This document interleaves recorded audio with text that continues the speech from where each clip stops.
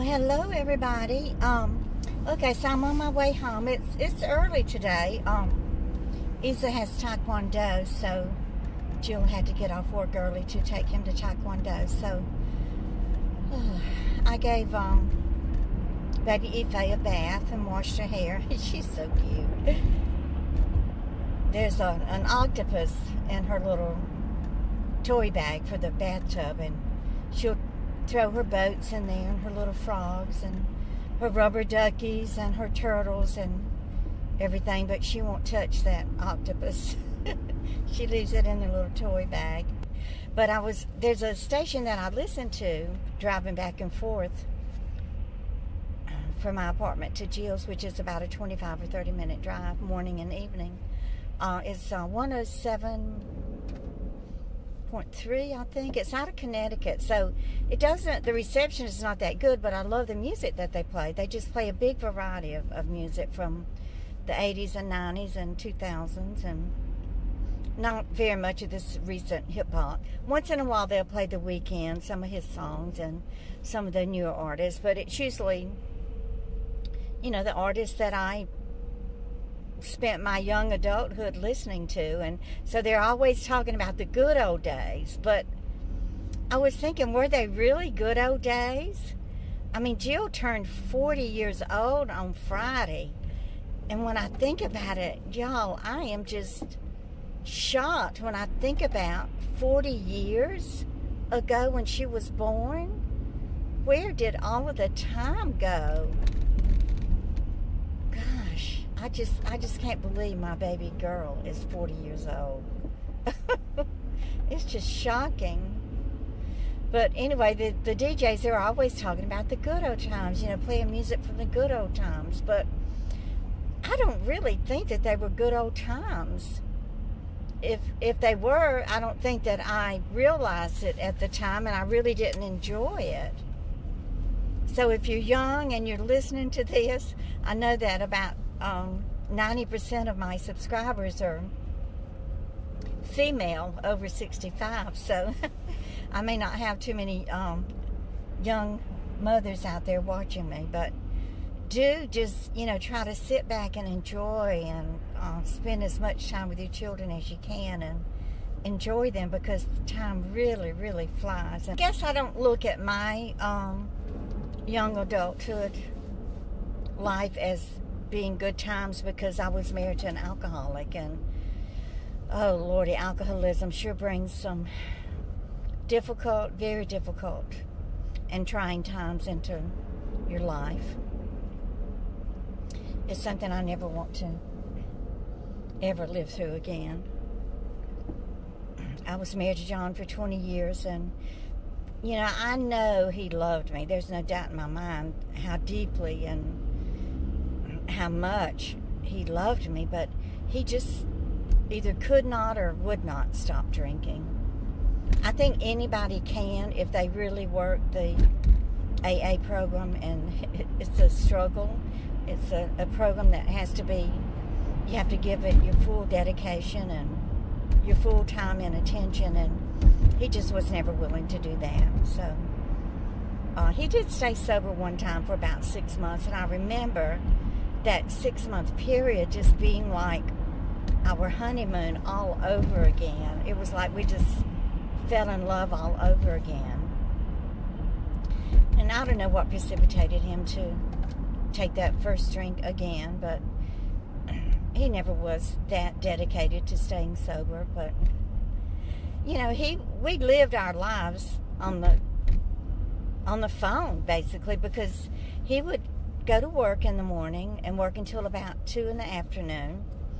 This was when he was a field engineer for Medco, selling metallizing equipment.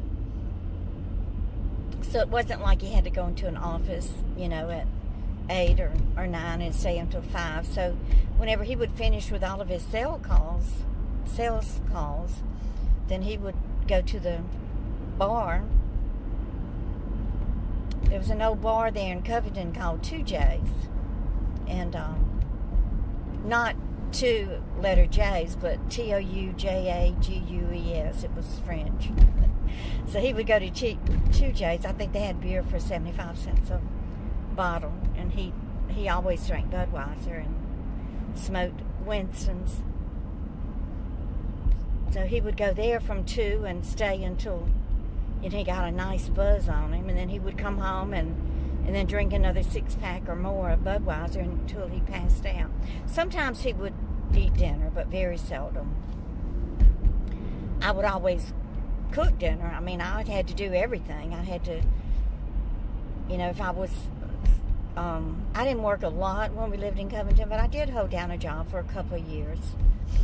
But I would have to stop, and, whenever a child was born, when Jeremy was born, I had to stop for a few months and take care of him. And then when Jill was born, I stopped working and stayed home full time and took care of her. And I did, I took in children and did babysitting for extra money. I just did everything that I could. I tried to sell Tupperware. I never tried to sell Avon or any type of makeup, but I did sell Tupperware. But it got to where I couldn't even do that anymore, because I would schedule a Tupperware party on, say, a Thursday night, and then John wouldn't show up. He would be at the bar getting drunk, and I had spread out all the Tupperware orders on the full-size bed in Jason's room. So I had asked him to help me remove all the Tupperware stuff off of the bed. So, I was exhausted. I was trying to fill the orders and get ready for the party and everything. And he said, "Oh, just let him sleep in a bowl." Him and his sarcasm used to just irk me so much. I wanted to put a bowl over his head and let him sleep in a bowl.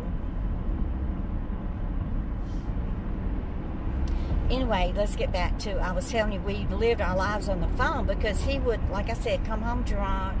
Sometimes, he would eat the plate of food that I had prepared for him and wrapped it up with tinfoil and left it in the oven. And even if he ate that, he would still pass out and go on to bed. So we lived our lives by the next morning.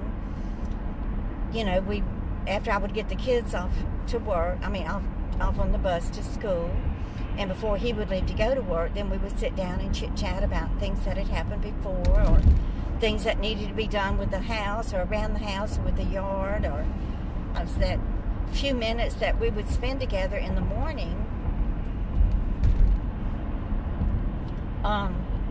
Because we couldn't communicate in the afternoon. He would just be too drunk to communicate with him. So it was a very difficult life, but we always had food. I always managed to do some type of part-time work or full-time work, and always had food, and our lights never got turned off, and our gas never got turned off, and most of that was just through the God, answering my prayers to just help me to keep our home together and keep food on the table and keep our children healthy. I know one time John had gone to work at Equitable Shipyards, and that was a shipyard that I had transferred to. It was originally located, the head office was located on the Intercoastal Canal there in Gentilly in New Orleans. So when I was in my early 20s, I had gotten a job there, and I got promoted to work as executive secretary to the vice president. Within the branch shipyard in Madisonville needed the vice president over there. They had gotten a big contract. They built these barges that were called lash barges, LASH, which was an acronym for lighter aboard ship. And what they are, they're watertight barges. And so that's what we built, or what the workmen built. I didn't build it. I just passed around paperwork to do with the contracts and things like that. So I had gotten, he got transferred there, so of course he wanted his secretary to come and work with him there. So that's why John and I left New Orleans and moved to north of Lake Pontchartrain so that I could work at the Equitable Shipyards there. So that was before I got pregnant with Jeremy. I was working there. But then after Jeremy was born, I went back to work when he was six weeks old.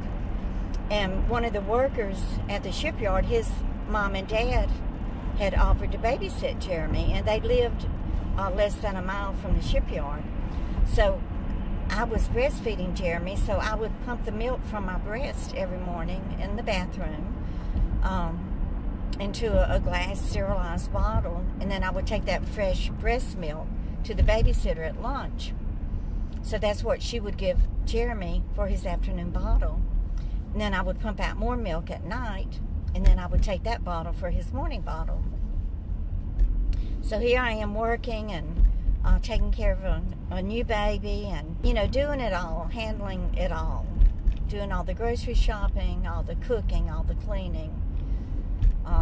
John, he did all the yard work. I do have to give him credit for. He was very good with the landscaping and trimming the shrubs and hedges and cutting the grass and doing all the things around the house. He would get up early on Saturday morning, and he would even sweep and mop the kitchen floor.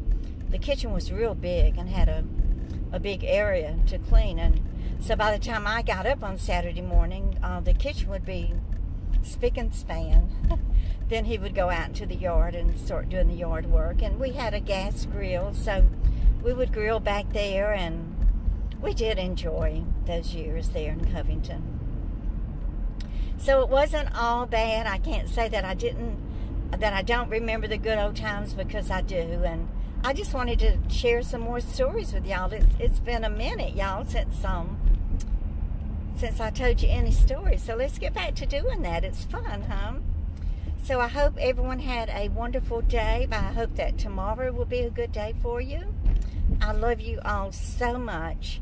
Thank you so much for being here, video after video after video, for hitting the like button, and for sharing my videos, and for supporting me and leaving beautiful comments. And I will talk to you next time. Bye, guys.